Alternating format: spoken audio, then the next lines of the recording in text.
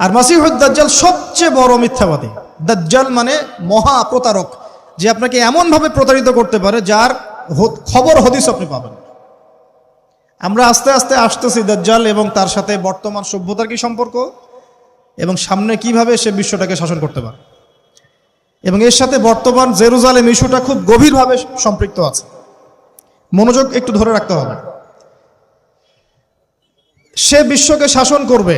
এখন আমাকে বলেন, আমার দিকে তাকান, আমাকে বলেন, একজন ব্যক্তি যদি বিশ্বকে শাসন করতে চায় তার অনুসারী লাগবে কি লাগবে না? একা একা একজন ব্যক্তি বিশ্ব শাসন করতে পারে? ও আচ্ছা, দাজ্জাল কি মানুষ না জিন নাকি? দাজ্জাল কে? এটা ফেরেশতা নাকি জিন না মানুষ কি? এটাও একটা প্রশ্নের বিষয়। কিভাবে দেখুন, আল্লাহর নবী সাল্লাল্লাহু আলাইহি ওয়াসাল্লাম বলছেন নূহ আলাইহিস সালামের সময়ও নূহ আলাইহিস সালাম তার কওমকে দাজ্জাল সম্পর্কে সতর্ক করেছেন।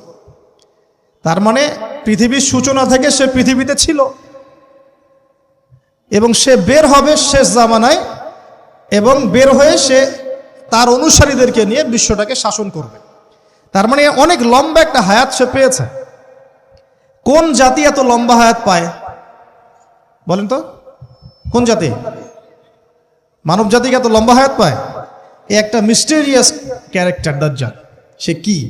তারপরে দেখুন, নবী সাল্লাল্লাহু আলাইহি ওয়াসাল্লাম একটা হাদিসের মধ্যে বলেছেন যে তাকে ওই তামিম দারির ওই দ্বীপে বন্দী করে রাখা হয়েছে। আপনারা হাদিসে জানেন, দ্বীপে বন্দী থাকা অবস্থায় তাকে সাহাবীরা দেখেছেন অনেক বিশাল আকৃতিতে, ঠিক আছে?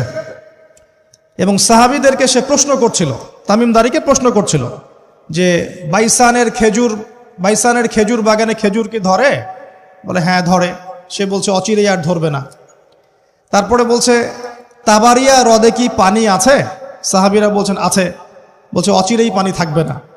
তোমাদের ওই উম্মি নবীর কি খবর? তখন সাহাবীরা বলছেন যে তিনি মক্কা থেকে মদিনায় হিজরত করে এসেছেন, বদরের যুদ্ধ হয়েছে, বালতির মতো তার অবস্থা, একবার এদিকে পাল্লা ভারী হয় একবার এদিকে পাল্লা ভারী হয়। মানে বদরে জিতেছেন, উহুদে বিপর্যস্ত হয়েছেন। তখন এই ব্যক্তি বলছে যে তোমাদের জন্য উত্তম হবে ওই ব্যক্তির অনুসরণ করা। দাজ্জাল এই কথা বলছে, তোমাদের জন্য উত্তম হবে ওই উম্মি নবীর অনুসরণ করা। তখন সাহাবীরা জিজ্ঞাসা করছেন আপনি কে? তো সে বলছে যে আমি হচ্ছি দাজ্জাল।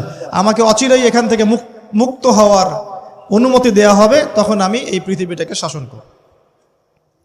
তো এখানে সাহাবীরা দেখে আসছেন, যারা দেখে আসছেন তারা পরে ইসলাম কবুল করেছেন। তখন তারা মুসলিম ছিলেন না, খ্রিস্টান ছিলেন। কথা বুঝতে পারছেন?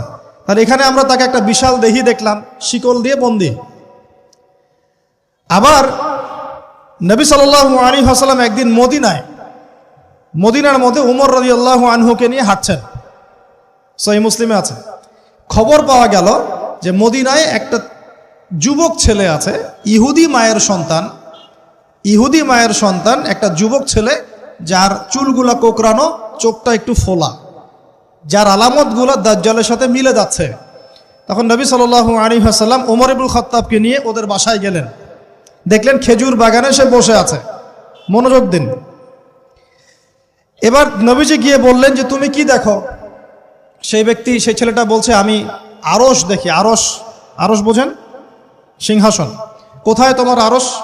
সেই ছেলে বলছে পানির উপরে। কোথায়? পানির উপরে।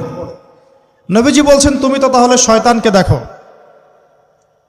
নবীজি বলছেন তুমি কি বিশ্বাস করো যে আমি শেষ নবী? সেই ছেলে বলছে আপনি কি বিশ্বাস করেন যে আমি নবী? কি বুঝতে পারছেন কথা আমার? নবীজি বলছেন তুমি কি বিশ্বাস করো যে আমি শেষ নবী? সেই ছেলে বলছে আপনি কি বিশ্বাস করেন যে আমি নবী? উমর রাদিয়াল্লাহু আনহু তরোয়ালের খাপ খোলা সারা। তিনি বললেন যে ইয়া রাসূলুল্লাহ অনুমতি দেন, এর গর্দানটাকে নামাই দিই, বেয়াদব, আপনার সাথে বেয়াদবি করছে। তখন নবী সাল্লাল্লাহু আলাইহি ওয়াসাল্লাম বললেন দাআহু ইয়া ওমর, তাকে ছেড়ে দাও।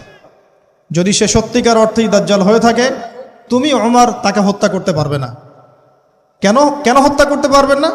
কারণ দাজ্জালের নিহত হওয়া লেখা আছে ঈসা আলাইহিস সালামের হাতে। কার হাতে?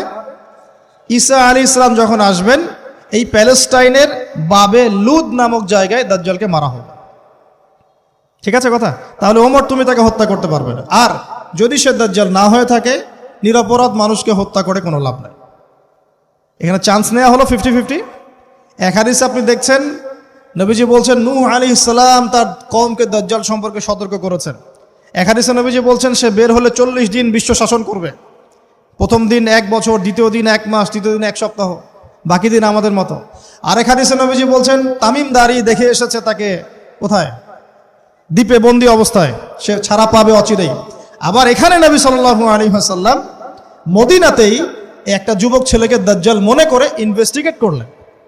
আপনার কাছে কি সাবজেক্টটা সহজ মনে হচ্ছে না কঠিন? খুব সহজ কি না কঠিন? চিন্তা করতে হবে কি হবে না? এতই জটিল একটা ক্যারেক্টার।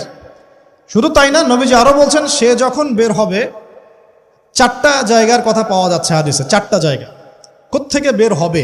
এখানে কিন্তু নবীজি মদিনাতে তাকে খুঁজলেন, ইনভেস্টিগেট করলেন। আবার আরেকটা হাদিসে নবীজি বলেছেন সে যখন বের হবে শেষ জামানায় তখন মক্কায় ঢুকতে পারবে না, মদিনায় ঢুকতে পারবে না। আপনারা হাদিসটা জানেন না? আলেমরা তো জানেন। মক্কাতেও ঢুকতে পারবে না, মদিনাতেও ঢুকতে পারবে না। খোলা তরোয়াল নিয়ে ফেরেশতারা দাঁড়িয়ে থাকবেন। আবার